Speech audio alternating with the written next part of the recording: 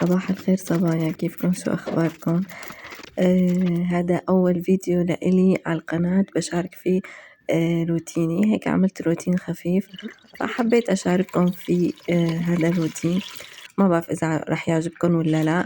وعملت شوي هيك، عملت طبخة ملوخية بهالشتوية، وعملت شوي هيك تغييرات بالمطبخ، فحبيت هيك أشارككن فيه. خلينا نشوف مع بعض روتيني اليوم. أول شي رح نبلش بالمطبخ. مثل ما انكم شايفين أنا عندي هون المطبخ دهين، يعني دهين ماله ما فيه بورسلان أو سيراميك.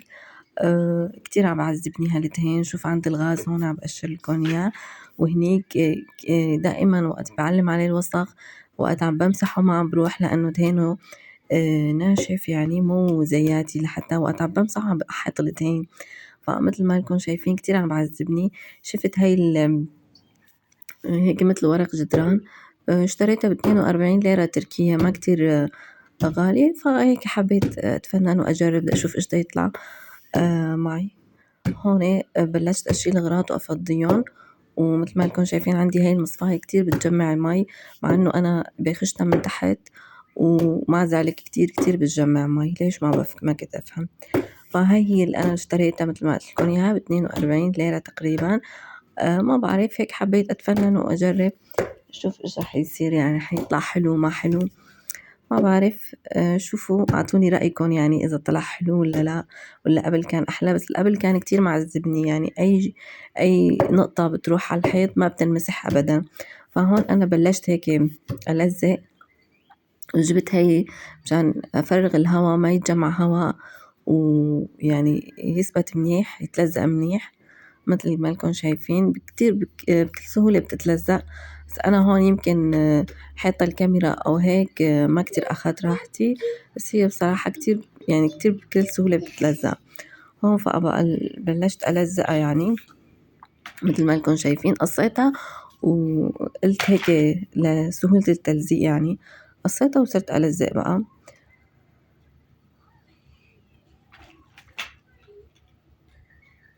ما بعرف، يعني ما كتير غالية وحبيتها، يعني أنا هيك حسيت طلع المطبخ كتير شكله حلو. هلا بتشوفوا إنه بعد ما ألزق كيف رح يطلع حلو.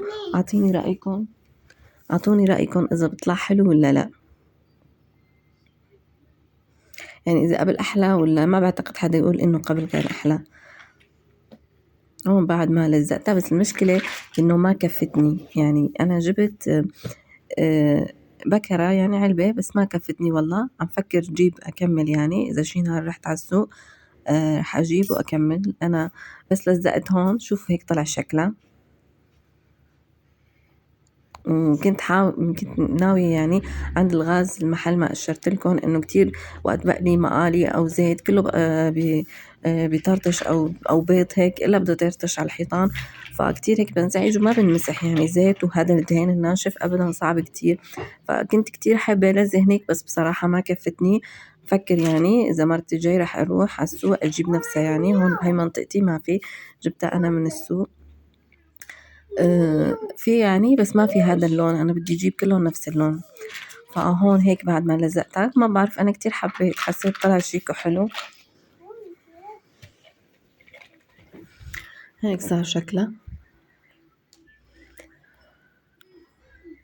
إنه هيك كنت عم فكر كل مرة أغير شي بمطبخي، فهذا أول تجديد لإلي، يعني أول فكرة هيك حطيت ببالي وقلت أعمل هيك. عن جد كتير طلع حلو، يعني كمان سعرها مقبول، ما كتير غالي. في ناس يعني بتجيبوا الأبيض، أنا ما بصراحة ما حبيت الأبيض، حبيت هذا هيك هاي الرسمة كتير عجبتني.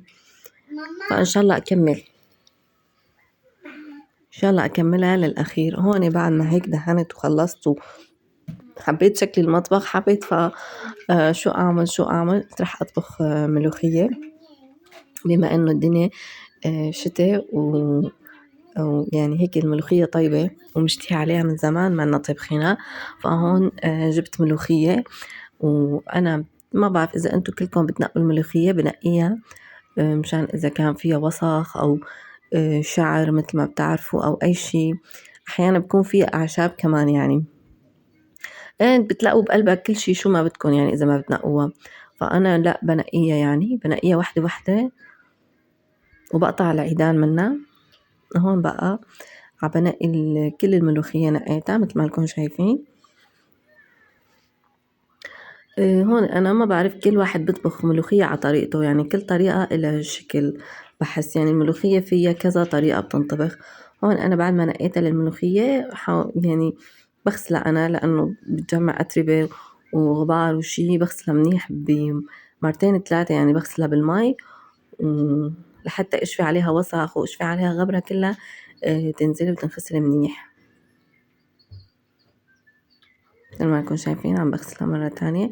هون بعد ما غسلتها منيح وهيك صرت بقى بلش أعصر. هيك أنا بعصر الملوخية. ما بعرف إذا كلكم بتعملوها بهي الطريقة ولا كل واحد بيعملها بطريقته. في ناس بحطوا لها مثلا دبس فليفلة أو هيك شي. أنا ما بحب والله بصراحة. بعد ما عصرتها هيك منيح وحطيت شوية زيت رح أحمصها.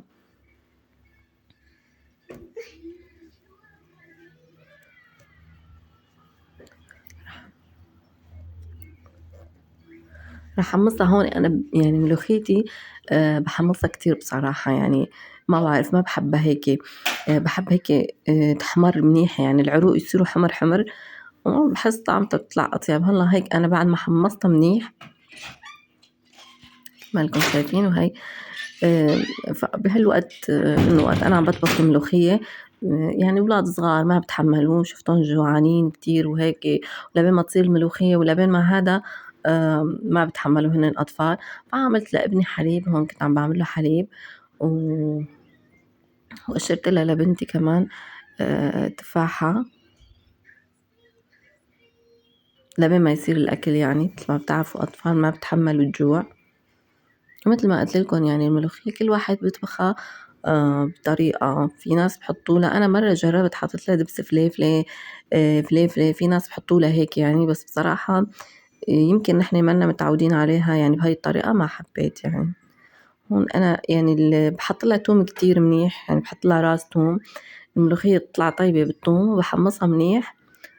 هون بعد ما ضفت اللحمة وهيك فهون رح أضيف الثوم وخليتها تنطبخ على بهي الطريقة يعني. وبحط لها بس مثل ما قلت لكم حمصت الثوم وفرفطت اللحمة وحطيتها وبحط لها كزبرة وملح بس ومية الفروج بضيف عليها. هاي أنا بهالطريقة بطبخ الملوخية.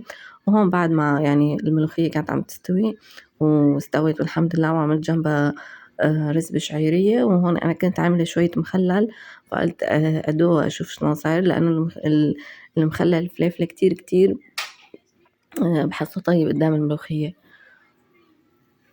يعني كتير طيب مع الملوخية هيك بحس. أنا ما بعرف كتير بحب. فهون بعد ما حطيت وهي سفرتنا هيك صارت جاهزة رز وملوخية والحمد لله. وبعد ما أكلنا الله يديم علينا النعمة.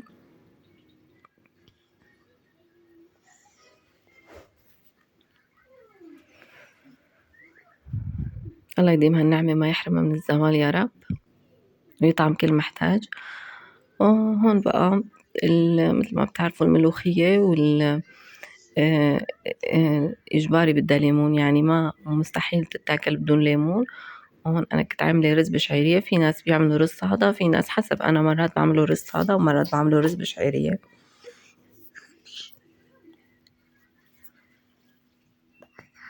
وأنا هيك بحب أكتر له عصرة الليمون.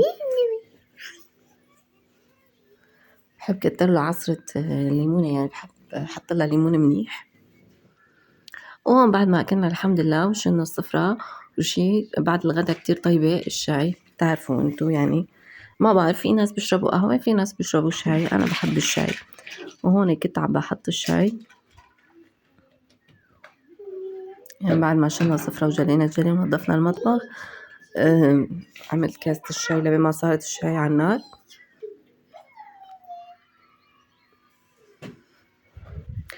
هون هاد الشاي التركي كتير على فكرة طيب وبحسه انه هيك بيستمر معك يعني ما رأسا بنتزع لأنه مي سخنة لحال ولا هذا. الشاي العادية اللي نحن بنعملها يعني إذا ما بتشربي كاسة كاستين وخلاص. أما هاي لا يعني بتستمر. أنا بصراحة أحيانا بعملها من الصبح بشربها للمسا يعني ما بتنتزع ولا شي، وكتير طيبة، وهيك بتقدر تتحكم بالعيارات يعني. وهون هذا الجو الشتوي وحطيت البريق على هادو بلشت سهرتنا يعني، وقعدنا نسهر ومثل ما لكم شايفين.